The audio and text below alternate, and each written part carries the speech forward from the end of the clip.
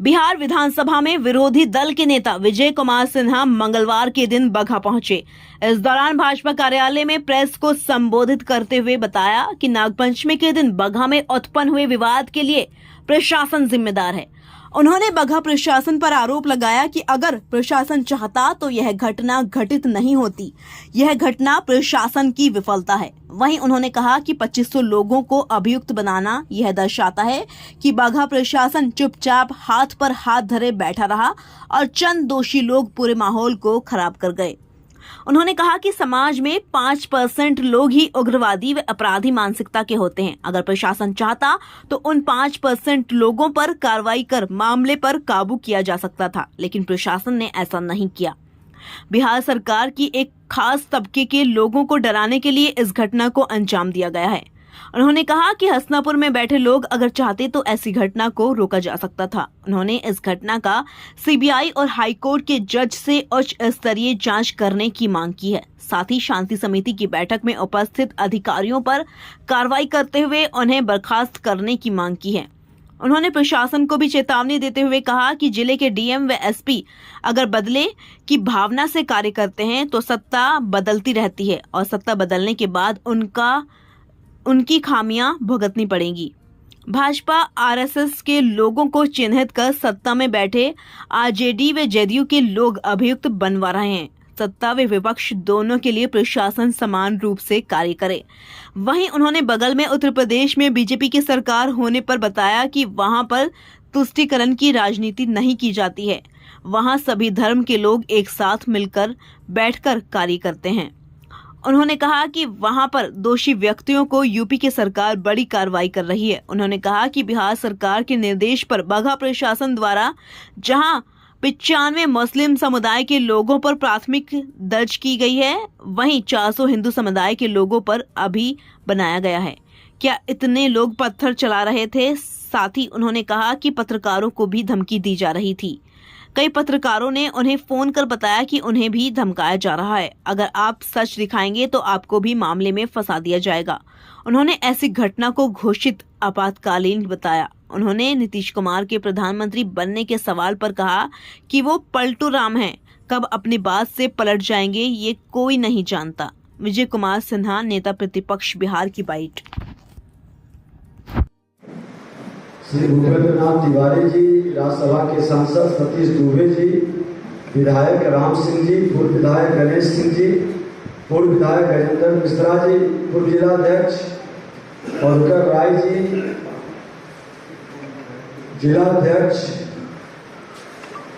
HS. Dubey ji, Chandrabhushan Sinha ji, Neetu जी, सुजीत चौधरी जी, पंकज जी, विजय सिंह जी, कृष्णा देवी, दिवाकर चौधरी जी सहित कई कार्यकर्ता विषय को रखे बताए भी हैं। कई लोगों का फोन पर भी हमसे बात हुई है और प्रेस मीडिया के माध्यम से जो खबरें छनकर आ रही है, बड़ा ही दुखद और दुर्भाग्यपूर्ण इस तरह की घटना है। सरकार का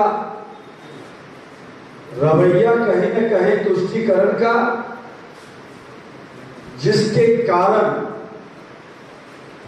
एक खास समुदाय का मनोबल क्यों बढ़ रहा है, इतना उग्र क्यों हो रहा है। यह बगहा क्षेत्र का ही मामला नहीं है।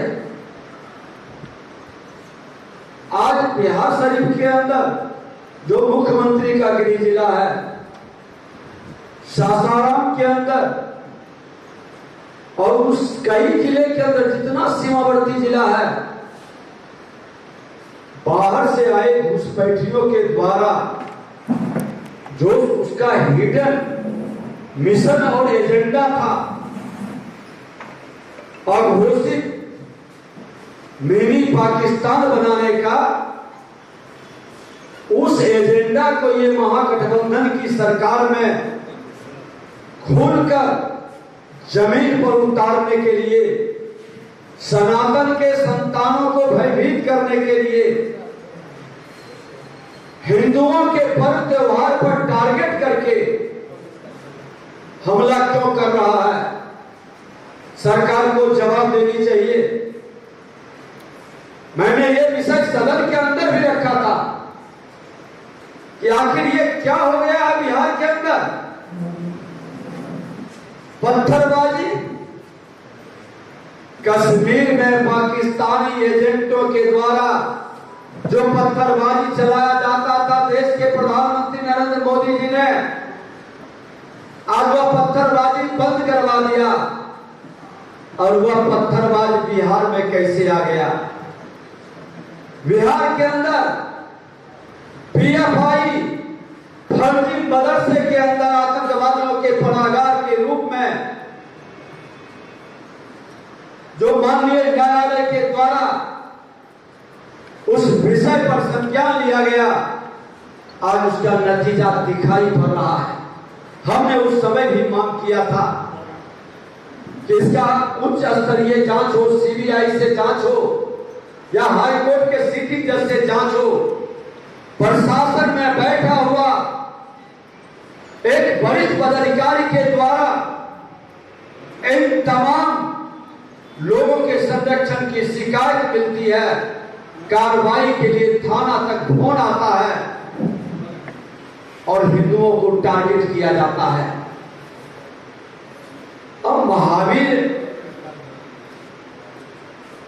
महावीरी झंडा और हनुमान जी का मूर्ति का कार्यक्रम हो, रामनवमी का कार्यक्रम हो या मुहर्रम का कार्यक्रम हो,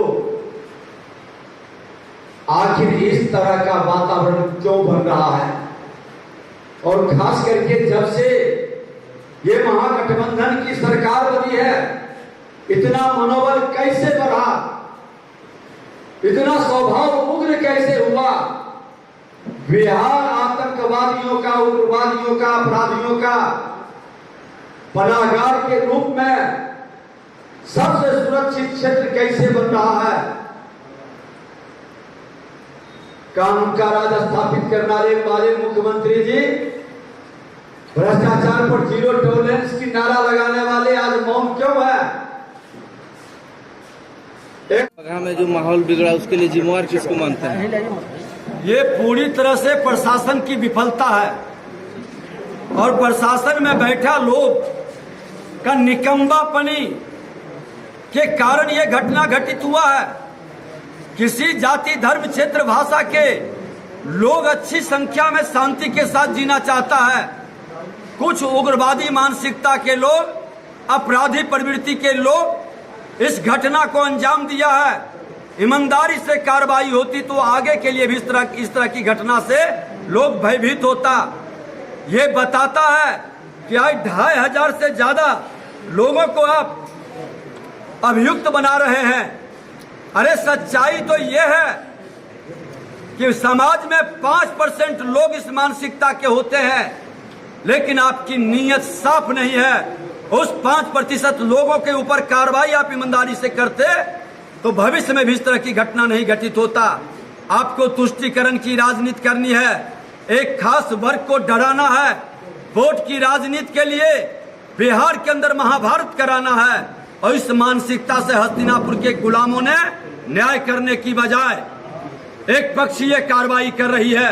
यह दुखद और दुर्भाग्यपूर्ण है। इसका सीबीआई से जांच हो या हाईकोर्ट के सिटिंग जज से जांच करे और दोषी पदाधिकारी जो शांति समिति की बैठक में इस तरह के संवेदनशील स्थानों को चिन्हित करता है, जिनका ड्यूटी लगा था, उस पर अभी तक कार्रवाई क्यों नहीं हुई?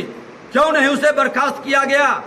एक भी पदाधिकारी का नाम इस तरह के मामले में उसकी जिम्मेवारी क्यों नहीं तय हुई? प्रशासन के लोग जवाब दे। और डीएम एसपी अगर जो इस तरह के मानसिकता रखते हैं तो ये कैसे भूल गए कि सत्ता बदलते ही फिर आपका भी हिसाब किताब हो सकता है।